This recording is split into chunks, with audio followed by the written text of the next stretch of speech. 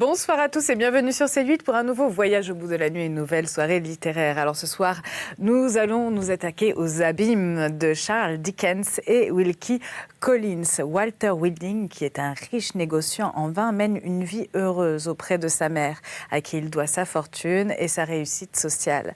À la mort de celle-ci, la découverte d'un terrible secret va bouleverser son existence. Il n'est pas son vrai fils. Rongé par la culpabilité d'avoir usurpé l'identité et l'héritage d'un autre, Walter décide de se lancer à la recherche de ce mystérieux double.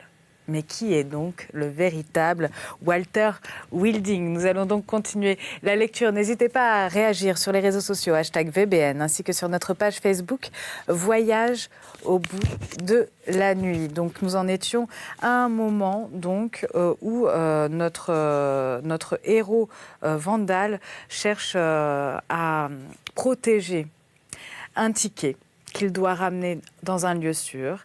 Mais nous avons un terrible monsieur Obenreizer qui souhaite lui usurper ce ticket qui semblerait lui poser problème. Sauf que Vandal pense qu'Obenreizer est son ami. Pas du tout. Nous nous en rendons bien compte. Pauvre Vandal est bien naïf. Donc nous allons continuer la lecture. N'hésitez pas à réagir sur les réseaux sociaux. Vandal fut charmé de pouvoir couper court à cette discussion fatigante. Actif, aventureux, brûlant d'avancer et par conséquent très accessible. Aux suggestions d'Obenreizer, il prêta les deux mains à ce beau projet. Donc partir sans guide dans la montagne. Obenreizer et Vandal. Allons-y. 2 heures après, ils avaient acheté tout ce qui leur était nécessaire pour l'expédition du lendemain. Ils avaient fait leur sac et ils dormaient. Dès le point du jour, ils trouvèrent la moitié de la ville réunie, dans les petites rues étroites de Brigg, pour les voir passer. De toutes parts, des groupes se formaient autour d'eux. Les guides chuchotaient et levaient les yeux au ciel. Personne ne leur souhaita un bon voyage. Au moment où ils commencèrent leur ascension, un rayon de soleil brilla dans le ciel, dont rien ne troublait la limpidité glacée, et changea le clocher de zinc de l'église en un clocher d'argent. « C'est d'un bon présage, dit Vandal, bien que le soleil disparût à l'instant même où il parlait. Peut-être que notre exemple encouragera d'autres voyageurs à tenter le passage. »« Vraiment, non, dit Obenreizer. Nul ne nous suivra. » Et il regarda le ciel au-dessus de sa tête, la vallée à ses pieds. « Nous serons bien seuls, dit-il. Seul, plus loin, là-bas, sur la montagne. La route était assez belle pour de vigoureux marcheurs, et à mesure que Vandal et Obenreizer montaient, ils trouvaient l'air plus léger et la respiration leur devenait plus facile. Mais le ciel présentait de toutes parts un aspect morne et effrayant. La nature semblait avoir suspendu son activité. Les oreilles et les yeux des voyageurs étaient également troublés par la menace et l'attente d'un changement prochain dans l'état de l'atmosphère et de la montagne. Les indices, avant-coureurs de la tempête, se rapprochaient et un lourd silence s'étendait sur toute chose, à mesure que les nuages amoncelaient, ou que le nuage, car le ciel entier ne faisait plus qu'un nuage, devenait plus sombre. Bien que le jour en fût obscurci, la perspective n'était pas absolument effacée. Dans la vallée du Rhône, que nos voyageurs laissaient derrière eux, le fleuve courait à travers 1000 détours. Cette belle eau, limpide, leur montrait alors une teinte plombée d'une tristesse navrante. Au loin, bien au-dessus de la route, ils apercevaient les glaciers et les avalanches suspendues au-dessus des passages qu'ils allaient franchir. Sur la route s'ouvraient des précipices sans fond et mugissaient de torrents. De tous côtés s'élevaient les pics gigantesques et ce paysage immense que n'égayaient point les jeux de la lumière, où pas un rayon de soleil ne glissait, se déroulait distinctement devant les yeux des 2 jeunes gens, dans toute sa sublime horreur. Le courage des 2 jeunes hommes, seuls et sans défense, pourrait certainement faiblir un peu. s'ils avaient à se frayer une route pendant plusieurs milles et plusieurs heures au milieu d'une légion d'ennemis silencieux et immobiles. Des hommes comme eux les regardaient d'un œil fixe. Le front menaçant, la peur ne doit-elle pas les gagner d'une atteinte bien plus vive? Si cette légion se compose des géants de la nature, si ce front sinistre est celui des pics et des montagnes, dont les menaces vont bientôt se changer en une redoutable fureur. Il montait. La route était plus âpre et plus escarpée. Mais la gaieté de Vandal devenait plus franche. À mesure qu'il voyait le chemin se dérouler derrière lui, il regardait cet espace conquis et s'applaudissait de la résolution qu'il avait prise. Obenreizer continuait à parler fort peu. Il songeait au but poursuivi. Tous deux, agiles, patients, déterminés, avaient bien les qualités nécessaires à une expédition si aventureuse. Si Obenreizer, le montagnard, voyait dans le temps quelques présages de mort, il se gardait bien d'en faire part à son compagnon. Aurons-nous traversé la passe ce soir? Demanda Vandal. Non, répliqua Obenreizer. Vous voyez bien, la neige est plus épaisse ici qu'elle ne l'était plus bas. Plus nous monterons, plus nous la trouverons compacte et profonde. Et puis les jours sont encore si courts. Si nous pouvons arriver à la hauteur du 5e refuge et coucher cette nuit à l'hospice, c'est que nous aurons bien marché. Est-ce qu'il n'y a point de danger et que la température s'élève dans la nuit? Demanda Vandal, un peu ému. Nous sommes environnés de beaucoup de dangers, dit Obenreizer avec un air de prudente réserve.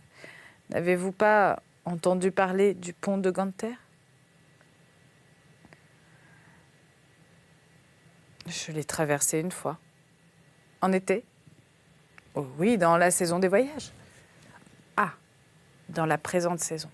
C'est bien différent, dit Obenreizer avec un ricanement étrange. Nous ne sommes pas dans un moment de l'année où vous autres, gentlemen, qui voyagez pour votre agrément, pour que vous puissiez en trouver autant que d'habitude. Vous ne connaissez pas grand-chose à ce que vous voyez. Vous êtes mon guide, répliqua Vandal avec bonne humeur. Je me fie à vous. Oui, je suis votre guide, dit Obenreizer d'un air sombre, et je veux vous guider au but de votre voyage. Tenez, voici le pont devant vous. Ils avaient, tout en causant, fait le tour d'une ravine immense et désolée. La neige roulait en flots épais sous leurs pieds. La neige était suspendue au-dessus de leur tête. Obenreizer s'arrêta pour montrer le pont à Vandal, qu'il observait en même temps, avec une terrible expression de haine. « Si je vous avais fait passer en avant, lui dit-il, si j'avais négligé de vous avertir, et si vous aviez poussé seulement une exclamation de surprise, un seul cri, vous auriez ébranlé les masses de neige qui auraient pu vous blesser en tombant, qui vous auraient enseveli peut-être. » « Cela est vrai, dit Vandal. Très vrai. Mais je suis votre guide et je dois veiller sur vous. Passons en silence, une imprudence nous coûterait la vie. En avant. Il y avait là une prodigieuse agglomération de neige. D'énormes fantômes blancs se balançaient au-dessus du pont.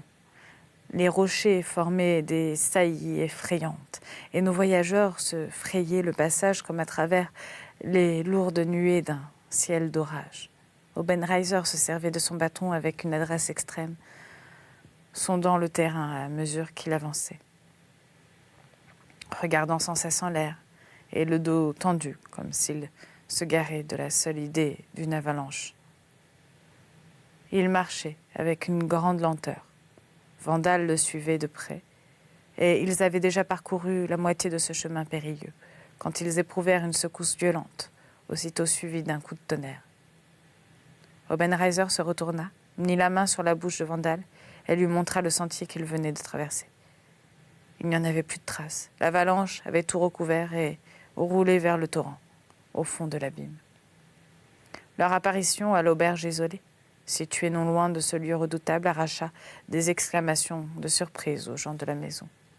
« Bon !» s'écria Obenreizer. Nous ne sommes ici que pour nous reposer. » Il secouait en même temps devant le feu ses habits. « Monsieur que voici a des raisons puissantes pour traverser la passe au plus vite. Dites-le leur donc, Vandal. Dites-le leur vous-même. » « En effet, j'ai un motif des plus pressants, fit Vandal. Il faut que je traverse la passe. » « Vous entendez, vous tous ? Mon ami a un motif des plus pressants et nous n'avons besoin ni d'avis ni de secours. Je suis aussi bon guide qu'aucun de vous, messieurs mes compatriotes. Cela dit, donnez-nous à boire et à manger. »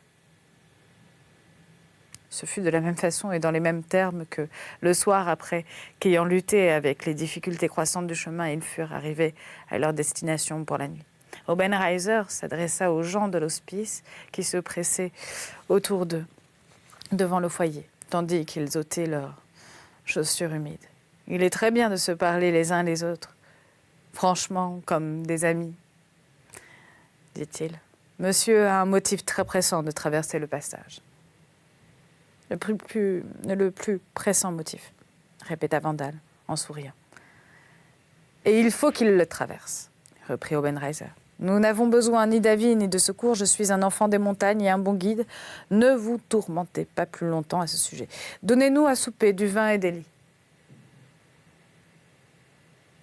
Pendant le froid terrible de cette nuit qui commençait, la même tranquillité sinistre régnait dans le désert des montagnes et au ciel.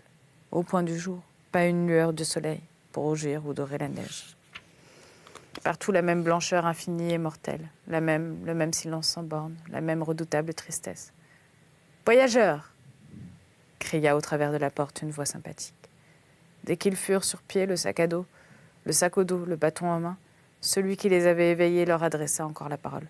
« Voyageurs, souvenez-vous, il y a 5 abris sur la route dangereuse qui va s'ouvrir devant vous. 5 refuges et une croix de bois noire indiquant le chemin de l'hospice voisin. Ne vous écartez pas, et si la tourmente vient, abritez-vous. » « Voilà l'industrie de ces pauvres diables qui fait encore des siennes, dit Obenreizer à son ami, répondant d'un geste dédaigneux au charitable donneur d'avis. Comme ils se cramponnent à leur métier. Vous autres Anglais, vous soutenez que nous autres Suisses, nous sommes une nation mercantile. En vérité, vous avez bien l'air d'avoir raison. Ils avaient partagé entre les 2 sacs les provisions qu'ils avaient pu se procurer. Obenreizer portait le vin, Vandal le pain, la viande, le fromage et le flacon d'eau de vie. Ils s'évertuaient depuis quelque temps à grimper à travers les roches et leurs blancs linceuls où ils enfonçaient jusqu'aux genoux. Ils conservaient cette marche pénible au milieu de la plus effrayante partie de ce lugubre désert lorsque la neige commença de tomber. Tout d'abord, ce ne fut que de légers flocons qui tombaient doucement et sans relâche. Puis elle s'épaissit et les tourbillons commencèrent. Le vent s'éleva glacial avec des mugissements prolongés.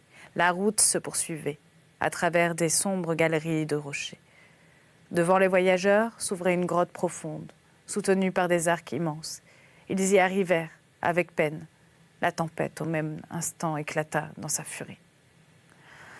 Le bruit du vent, celui du torrent, le tonnerre des avalanches et des blocs brisés par l'orage, les voix formidables qui s'élevaient dans toutes les gorges de cette chaîne, tout entière ébranlée, l'obscurité plus profonde que celle de la nuit, le sifflement de la neige qui battait l'ouverture et les parois de la grotte et qui aveuglait les 2 jeunes gens, ce déchaînement de la nature succédant au calme effrayant de la veille, tout cela était bien fait pour glacer le sang de Vandal.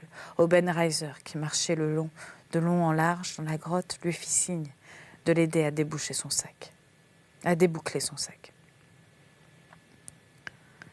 Ils pouvaient encore se voir l'un l'autre, mais ils n'auraient pu s'entendre. Vandal obéit au désir de son ami. Obenreizer prit la bouteille de vin et remplit le verre. Il fit encore signe à Vandal de boire pour se réchauffer. Il fit semblant de boire après lui. Tous 2, ils marchèrent ensuite, côte à côte, sachant bien qu'avec ce froid redoutable, rester en repos était un danger, et que s'endormir, ce serait la mort. La neige s'abattait avec une force croissante dans la galerie par l'extrémité supérieure de laquelle ils devaient regagner la route, si jamais ils sortaient de leur refuge. Bientôt, elle encombra la voûte. 1 heure encore, et elle allait monter assez haut pour intercepter la lumière extérieure. Heureusement, elle se glaçait à mesure qu'elle tombait. Il restait l'espérance de pouvoir marcher à sa surface et grimper par-dessus cette muraille menaçante. D'ailleurs, la violence de l'orage commençait à céder dans la montagne et faisait place à une incessante ondée de neige. Le vent mugissait encore, mais seulement par intervalles, et lorsqu'il cessait, les flocons s'épaississaient à vue d'œil. Et il y avait environ 2 heures que nos voyageurs étaient captifs dans cette terrible prison. Obenreizer, tantôt grimpant, tantôt rampant, la tête baissée, le corps touchant, la voûte commença de travailler avec des efforts désespérés à se frayer un chemin au dehors. Vandal le suivait comme toujours. Chose étrange, il imitait son compagnon, sans bien savoir ce qu'il faisait. Sa raison semblait le quitter encore une fois. La même léthargie qu'Abal s'emparait de lui, peu à peu, et maîtrisait ses sens. Combien de temps avait-il suivi Obenreizer hors de la galerie? Combien d'obstacles avait-il franchis derrière ses pas? Il s'éveilla tout à coup avec la conscience qu'Obenreizer s'était étroitement attaché à lui et qu'une lutte désespérée s'engageait entre eux, dans la neige. Obenreizer tirait de sa ceinture ce poignard qui ne le quittait jamais. Il frappa. La lutte s'engagea de nouveau, plus désespérée, plus ardente. Vandal frappa encore une fois, repoussa son adversaire et se retrouva bientôt face à face avec lui, puis terrassé, gisant sur la neige. « J'ai promis de vous conduire au but de votre voyage, » dit Obenreizer. « J'ai tenu ma promesse. C'est ici que va finir le voyage de votre vie. Rien ne peut la prolonger. Prenez garde, vous allez glisser si vous essayez de vous lever. Vous êtes un misérable. Que vous ai-je fait? Vous êtes un être stupide. J'ai versé un narcotique dans ce que vous venez de boire. Stupide, vous l'êtes 2 fois. Je vous avais déjà versé de ce narcotique pendant le voyage pour en faire l'essai. 3 fois stupide.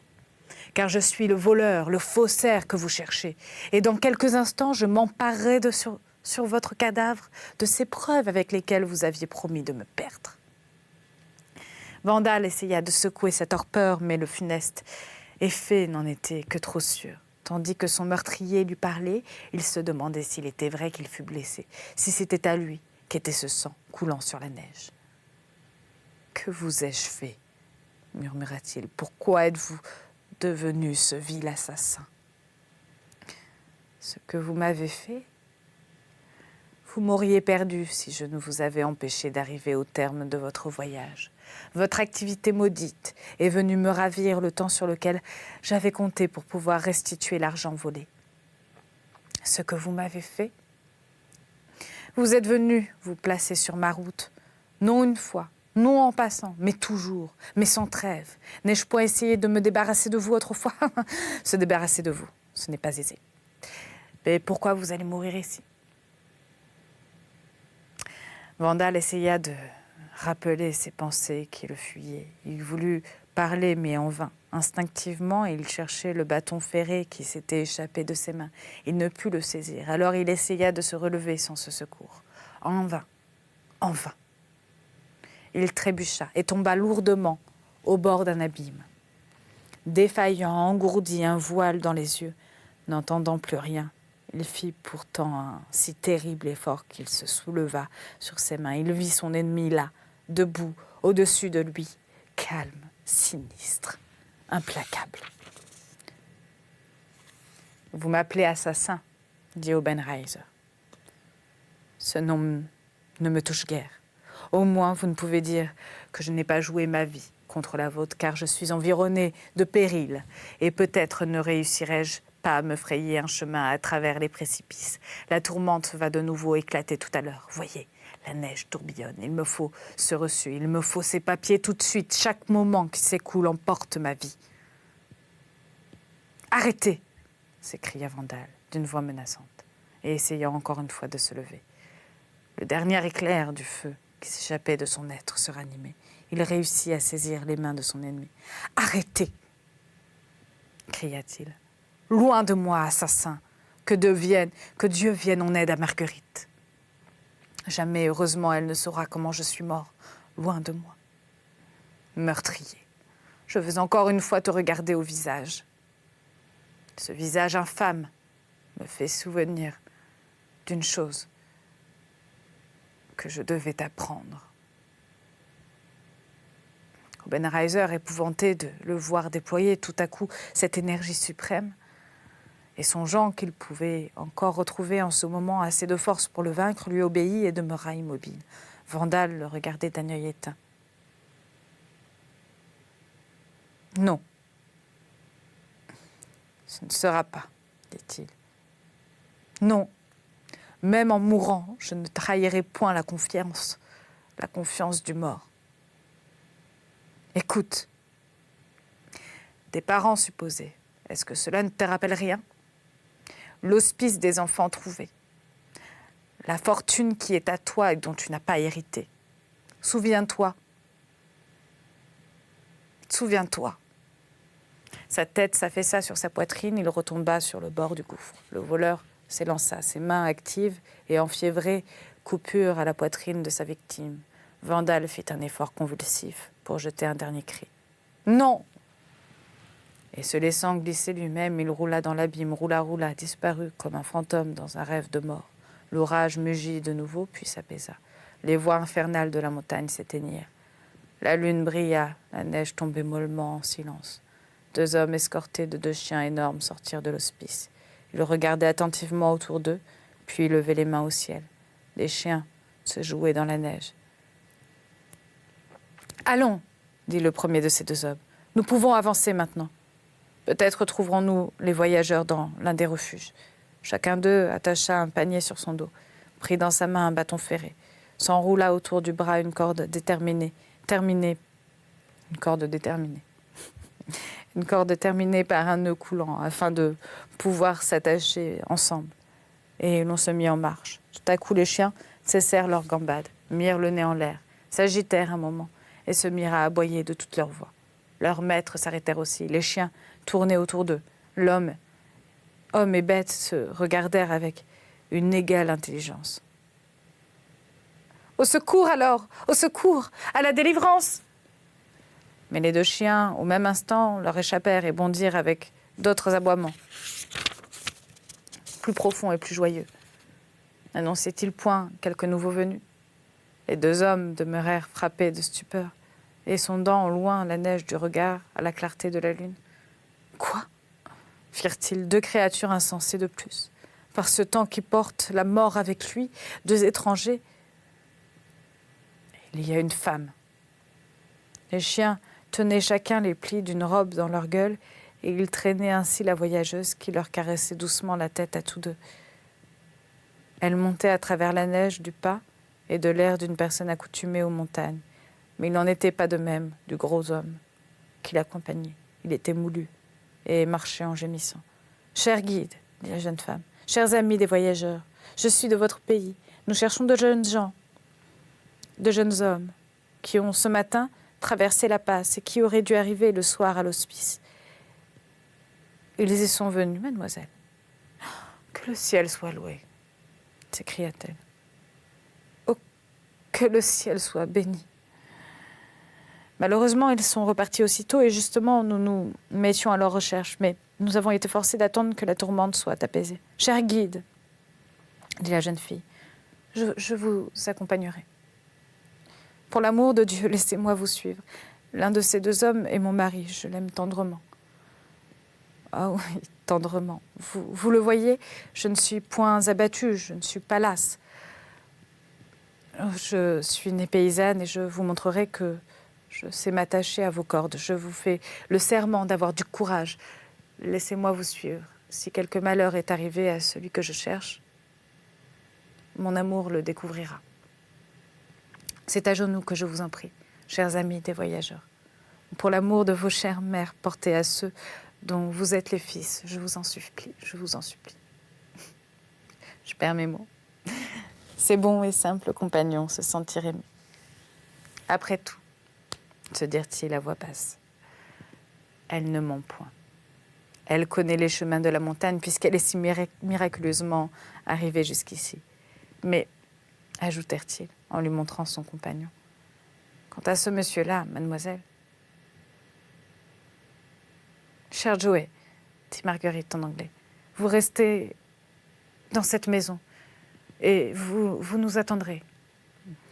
Si je savais lequel de vous deux a ouvert cet avis, dit Joey, en regardant les deux guides de travers, je vous battrais bien pour 6 pence et je vous donnerais encore une demi-couronne pour payer le médecin. Non, mademoiselle, je m'attacherai à vos pas aussi longtemps que j'aurai la force de vous suivre et je mourrai pour vous, si je ne peux pas faire mieux. Le prochain déclin de la lune commandait impérieusement qu'on ne perdît point de temps. Les chiens donnaient des signes d'inquiétude, les deux guirs prirent vivement un parti et ils échangèrent pour une plus longue la corde qui les attachait ensemble. Et l'on forma ainsi une longue chaîne. Ils marchaient devant, puis venaient Marguerite et Joey à l'arrière-garde. On se mit en route pour les refuges. Voilà, c'est ainsi que se termine donc cette lecture de l'abîme de Charles Dickens et Wilkie Collins. J'espère que vous avez passé un bon moment, en tout cas moi, oui. Et je vous souhaite à tous une très très belle soirée. À tout bientôt.